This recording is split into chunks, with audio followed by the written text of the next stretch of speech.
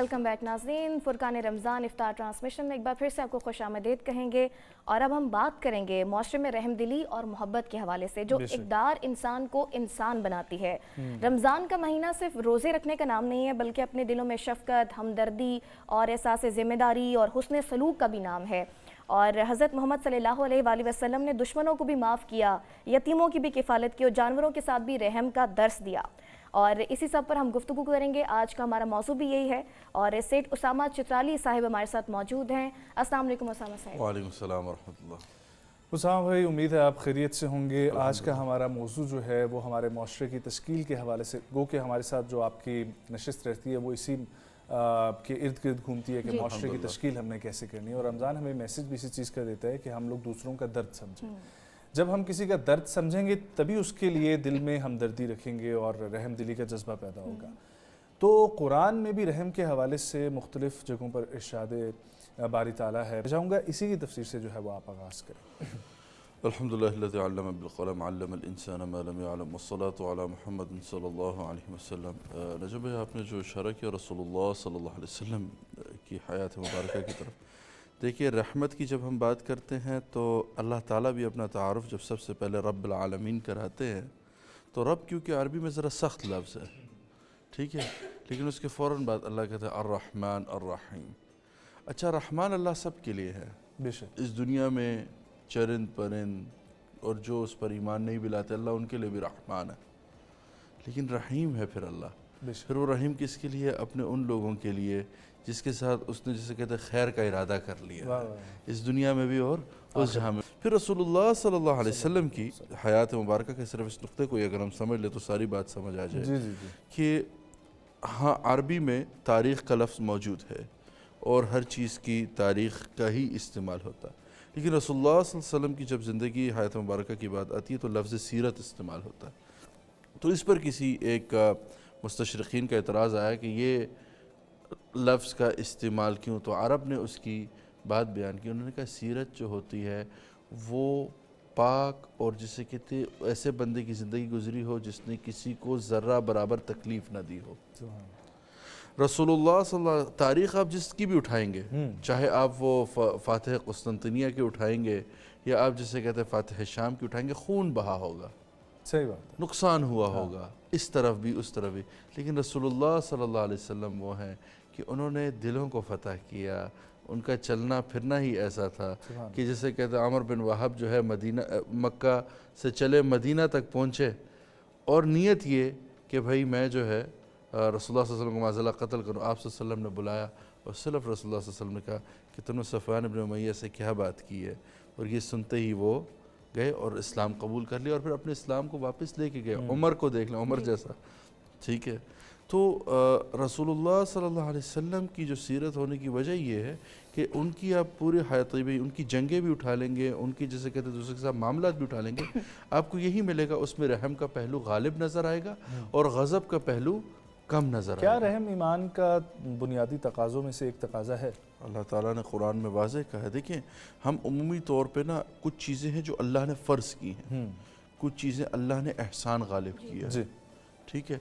और अल्लाह ताला कहते हैं बास को नवाज के मैं बास का उनको जो है बास का इम्तिहान लेता हूँ उनको देकर, और जिसे कहते हैं बास को न देकर उनके ज़रिए उनको आजमाता हूँ जिनको मैंने दिया होता है।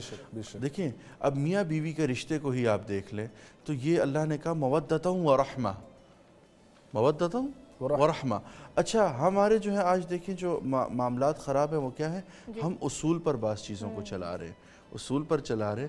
अगर सोचिए अल्लाह ने औरत पर फ़र्ज़ कर दिया होता कि शौहर को खाना खिलाना ही खिलाना है, अगर खुदा न खास्ता उसका हाथ ज़ख्मी होता, वो जिसे कहते हैं अभी कंसीविंग पीरियड से या प्रेगनेंसी पीरियड से गुजर रही होती, या उसकी खुदा न खास्ता टांग ज़ाया हो जाती, अब क्या करना था उसने कि उसने या तो उसे कहते फ़िदिया देना था उस चीज़ का, क्योंकि उससे एक फ़र्ज़ क़ज़ा हो रहा था। अल्लाह ने यहाँ एहसान गालिब कर दिया।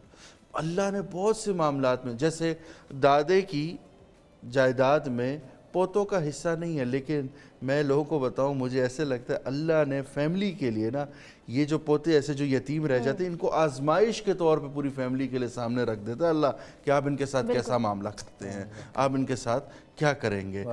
للذین احسنوا الحسنى وزیادہ کہ خیر اور بھلائی کے کام میں بڑھ چڑھ کے حصہ لو، ولا يرهق وجوہهم قطر ولا ذلہ، تاکہ قیامت کے دن تمہارے چہروں پر جو ہے پھٹکار نہ ہو، تم اس دن جو ہے ندامت کا سامنا نہ کر رہے ہو۔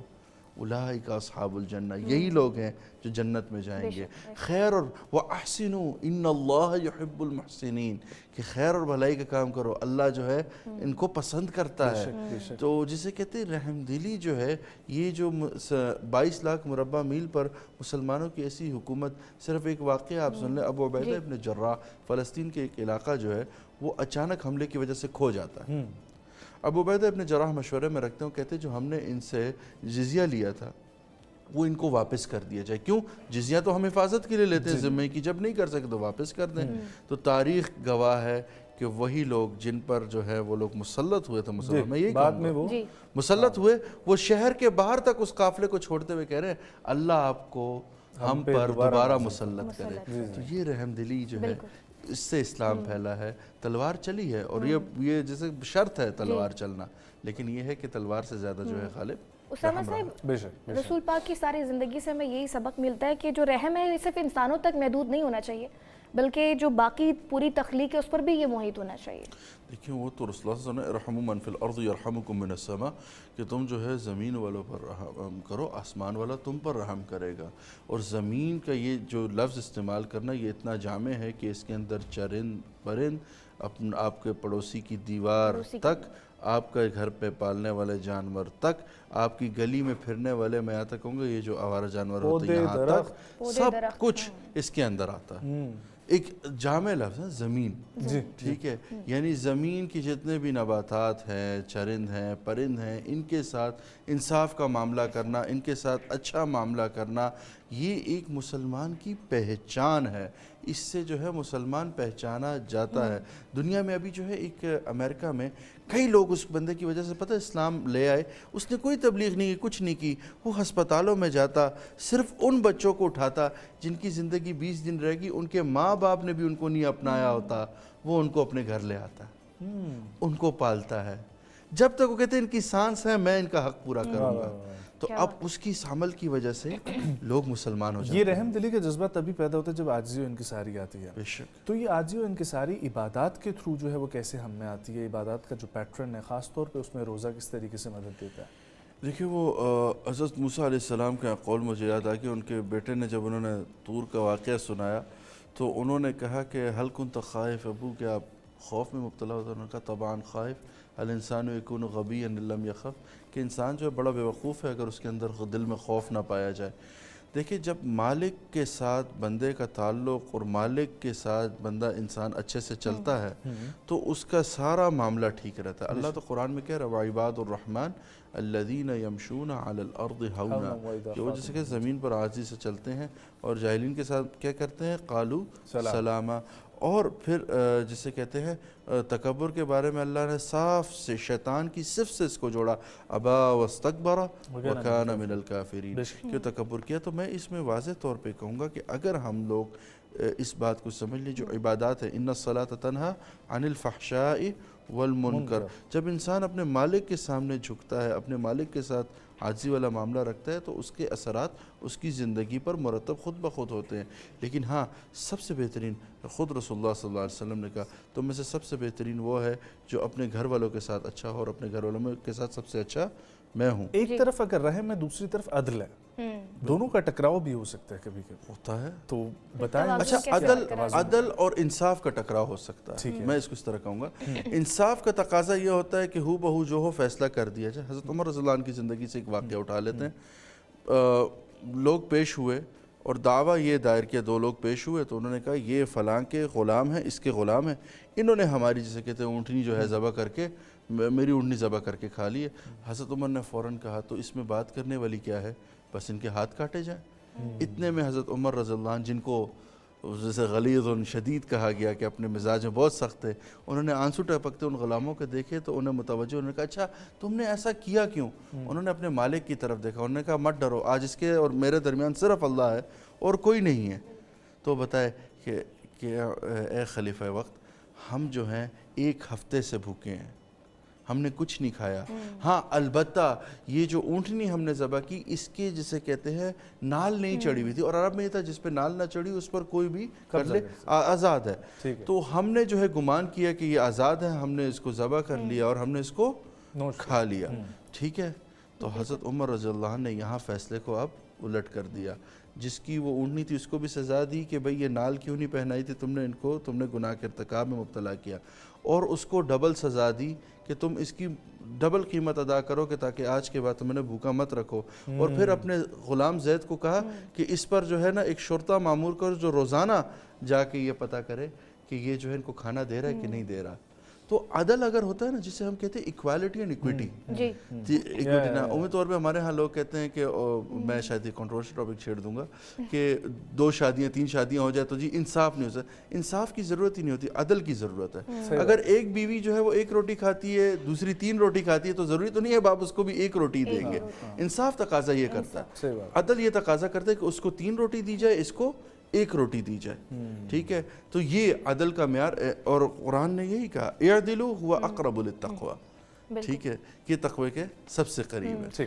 اسامہ صاحب, جدید تحقیق بھی بتاتی ہیں کہ بچپن میں جو بچے محبت کی کمی کا شکار ہوتے ہیں وہ بھی معاشرتی بے حسی کا پھر سبب بنتے ہیں. تو یہ جو بچپن میں بچوں پہ شفقت, محبت اور جو تربیت ہے وہ کتنی ضروری ہے؟ دیکھیں حضرت عمر رضی اللہ عنہ کے دور میں ہی چلے جاتے ہیں تو حضرت عمر کے سامنے جو ہے نا ایک کیفیت برپا ہوئی کہ ایک بندہ جو اپنی بیوی سے بڑا عاجز آیا کہ یار بہت چیختی ہے, وہ کرتی ہے. تو وہ جیسے حضرت عمر کے گھر کے باہر پہنچا تو اس نے بھی ذرا نا شور و غل سنا کسی خاتون کا, تو وہ سمجھ گیا کہ, تو وہ بڑے حضرت عمر باہر آ گئے. تو حضرت عمر نے باہر آیا تو اس کا ہاتھ پکڑا, تو اسے کہا بھی تم کس لیے آئے تھے؟ کہتا ہے میں آیا تو اپنے کام کے, لیکن مجھے پتہ چلا آپ بھی اسی کرب سے گزرے جس سے میں گزر رہا ہوں. تو حضرت عمر رضی اللہ عنہ نے کہا کہ تم میں سے سب سے بہترین وہ ہے کہ وہ مرد جو اپنے گھر میں جو ہے نا ایک عورت کی, جسے کہتے ہیں عورت کے دل کی طرح اپنا وقت گزارے. ٹھیک ہے, حساس ہو کے, ایموشنل ہو کے. اور رسول اللہ صلی اللہ علیہ وسلم نے بھی کہا خیرکم, جو تم میں سے سب سے بہترین وہ ہے جو اپنے گھر والوں کے لیے اچھا ہو. یعنی گھر کا ماحول اچھا ہوتا ہے تو ڈیفینیٹلی معاشرے میں جو بچہ نکلتا ہے, معاشرے میں جو بچہ باہر آتا ہے وہ بہترین ہوتا ہے, اس کا کانفیڈنس بحال ہوتا ہے جب اس کا ربط اپنے ماں باپ سے اچھا ہوتا ہے. آپ دیکھیں جن بچوں کا اپنے ماں باپ سے ربط اچھا نہیں ہوتا, اپنے دادا دادی کے ساتھ انہوں نے وقت گزارا نہیں ہوتا, وہ بچے جب معاشرے میں نکلتے ہیں تو وہ جسے کہتے ہیں, اب یہ جو انٹروورٹ, ہم بہت کم سنتے تھے اپنے بچپن میں, لیکن ہم سنتے ہیں جی یہ انٹروورٹ ہے, یہ جو ہے ڈفرینٹ, پتہ نہیں مختلف قسم کی ٹرمینالوجیز آ گئی پرسنالٹیز کی. ٹھیک ہے, ایکسٹروورٹ تو چلو ہم تھے ہی تھے سارے, لیکن اب انٹروورٹ آ گیا ہے, پھر اچھا کچھ اور بھی میں سن رہا ہوں بچوں کے. تو یہ صرف ایک وجہ ہے کہ فیملی سسٹم ہمارا کمزور ہونا. ڈیفینیٹلی فیملی سسٹم کو اچھا کرنے کے لیے کیا ہے, آپ بے شک جوائنٹ فیملی میں نہ رہیں, اپنی فیملی سے رابطہ ضرور رکھیں. صحیح بات ہے. اقربا کے ساتھ اپنے بچوں کو اپنی پھوپھیوں کے ساتھ بٹھائیں, اپنے بچوں کو دادا دادی کے ساتھ بٹھائیں. ان کو پتہ چلے گا, جب تک نہیں تو وہ نہیں سمجھ پائیں گے. صحیح بات ہے, اور جب تک ان کو رشتے سمجھ پہ نہیں آئیں گے تب تک وہ ان کا تقدس اور وہ احترام ہرگز نہیں سمجھ سکیں گے. اسامہ بھائی, اب ایک ہوتی ہے بے رحمی جو ہم عام دیکھتے ہیں, اور پھر اسی میں سے جب اس کی ڈفرینٹ کیٹیگریز کو دیکھیں تو آج کل کے نظام میں جو معاشرتی بے رحمیوں میں سے ایک ہے ہماری یہ معیشت کا نظام, اور یہ معاشی جو بے رحمی ہے اس میں خاص طور پہ سود کا نظام, یہ کس طریقے سے معاشرتی بے رحمی کا جو ہے وہ سبب بن گیا؟ دیکھیے معاشرتی بے رحمی کا کیا, اس پہ تو اللہ تعالیٰ نے کہا کہ بھائی فَأْذُنُوا بِحَرْبٍ مِّنَ اللَّهِ وَرَسُولِهِ, کہ اللہ اور رسول کے ساتھ تو اعلان جنگ ہے. تو اگر آپ نے اعلان جنگ کر دیے تو آپ میرے خیال سے زیادہ تفصیل میں جانے کی ضرورت نہیں, اپنے گرد گرد کے حالات ہی دیکھ لیں. ٹھیک ہے, کہ کیا حالات بنے ہوئے, ہم کس طرح کے کرب سے گزر رہے ہیں. یہاں تک کہ آپ کو چیز نظر آئے گی کہ فیسیلٹیز کے اعتبار سے اگر دیکھا جائے تو ویلیڈیشن کے اعتبار سے جس حساب سے آپ دیکھیں تو ہم بہت اچھے جا رہے ہیں. ٹھیک ہے, اپرچونٹیز بھی بہت ساری آ گئی, لیکن کیا ہے زندگیوں میں ہمارے جو ہے وہ سکون غائب ہو رہا ہے. تو میں یہ کہوں گا کہ یہ معیشت کے ساتھ جو ظلم ہوا ہے, اور اس میں جو ہے بڑی بات اللہ نے خود کہا وَمَنْ أَعْرَضَ عَنْ ذِكْرِي فَإِنَّ لَهُ مَعِيشَةً ضنکا, کہ جو مجھ سے اعراض کر لے تو میں اس کی معیشت کو خود بخود تنگ کر دوں گا. تو مجھے لگتا ہے اس وقت جو مجموعی ہم اللہ کو بھول گئے. اچھا, اللہ کا ذکر صرف یہ نہیں کہ مسجد میں تسبیح لے کے بیٹھنا, یعنی یہ جو اللہ کے احکامات, اللہ نے جو ہم پر جو ہے جو کام ایز اے معاشرہ, ایز اے کلیکٹیو جو ہم پہ لائے ہیں, ہم جب تک اس کو امپلائی نہیں کرتے ہیں, ٹھیک ہے, تو کہیں بھی ہماری اپنی بھی معیشتیں تنگ رہیں گی, اپنی بھی چیزیں جو ہمارے لیے مشکلیں رہیں گی. اسلام انفرادیت کا نہیں اجتماعیت کا دین ہے. بالکل ایسا ہی ہے. اسامہ صاحب ہمدرد معاشرہ ہوگا تبھی کرائم ریٹ بھی کم ہوگا، یہ ریسرچ بھی کہتی ہے. اور جو ہماری اسلامی معاشرتی نظام ہے اس میں زکوٰۃ کا کانسیپٹ رکھا گیا، یہ آپ سمجھتے ہیں اسی لیے رکھا گیا کہ ایک سوشل کوئین بھی ہو؟ اس میں کہوں گا کہ آپ نے بالکل ٹھیک بات کی، اور اس کا پریکٹیکل ہمیں اسلامک ایرا میں یہ چیز مل بھی جاتی کہ ایسا ہوا ہے. لیکن جو ابھی ہمارے ہاں زکوٰۃ اور جس طرح سے وہ نظام چل رہا ہے اس سے ہم دیکھ رہے ہیں غربت بڑھ ہی رہی ہے، غربت کم نہیں ہو رہی. تو مجھے لگتا ہے کہ زکوٰۃ کا ماڈل ہے نا اس کو تھوڑا ری ڈیفائن کرنے کی ضرورت ہے. میں اس کی ایڈوکیسی ہر جگہ کرتا ہوں کہ جب تک ہم اس کو شفٹ اس طرح سے نہیں کریں گے کہ ایک بندے کو زکوٰۃ اس طرح سے دی جائے کہ وہ اگلے سال زکوٰۃ دینے کے قابل ہو جائے، جب تک ہم اس ماڈل یا اس فکر سے زکوٰۃ نہیں دیں گے تو کبھی بھی تبدیلی نہیں آئے گی. ٹھیک ہے. ابھی جیسے میں ذاتی تجربے میں ایک چیز شیئر کرتا ہوں کہ میرے پاس اس دفعہ بہت لوگ آئے قرض کے لیے کہ ہمارے قرض ہیں اگر ادا ہو جائیں. بہرحال اس سال ہم نے چھوڑا، بہت ایسے مسائل نظر آئے کچھ پیش، لیکن ہم نے اس میں کسی کو پیسے دیے تو ہم نے اس سے لکھوایا کہ اچھا آپ ہر مہینے ہمیں ریٹرن کتنا کریں گے. اب ہم نے اس میں دیکھا کہ جب وہ ہمیں پیسے ہر مہینے ریٹرن کر رہے ہیں نا، ہم آگے اور لوگوں کو ڈیلیور کرنے کے قابل ہو رہے ہیں. اگر آپ دیکھ لیں، میں نام لوں گا یاد سے، پاکستان میں اخوت فاؤنڈیشن ایک شروع ہوئی، وہ کیوں سکسیسفل گئی؟ اس کے ماڈل میں سرکولیشن تھی. کیا تھی کہ لوگوں کی مدد بھی ہو رہی ہے لیکن انہی لوگوں کا جو پیسہ ریٹرن آ رہا ہے اسی سے آگے لوگوں کی مدد ہو رہی ہے. تو میں کہتا ہوں کہ اس طرح کے ماڈل، یہ جو فری ماڈلز ہیں، یہ جو ہم نے بھکاری بنانے والا کام شروع کیا معذرت کے ساتھ، اس کو ختم کرنا چاہیے. کھانا دیں، غریب کو کھانا دیں، کم از کم 20 روپے لے کے، 30 روپے لے کے، 80 روپے لے کے. ٹھیک ہے، لازمی اتنے پیسے لے کے اس کو کھانا کھلایا جائے. ٹھیک ہے، بے شک اس کو کھانا بازار کا کھلائیں. ٹھیک ہے، ٹھیک ہے. بہت شکریہ اسامہ بھائی آپ کے وقت کے لیے، بہت شکریہ قاری صاحب، جزاک اللہ ہمارا ساتھ دینے کے لیے. خواتین و حضرات، فرقان رمضان کا سلسلہ جاری ہے. علماء کی نشست کی جانب بڑھتے ہیں، ایک چھوٹا سا وقفہ ہمارے ساتھ.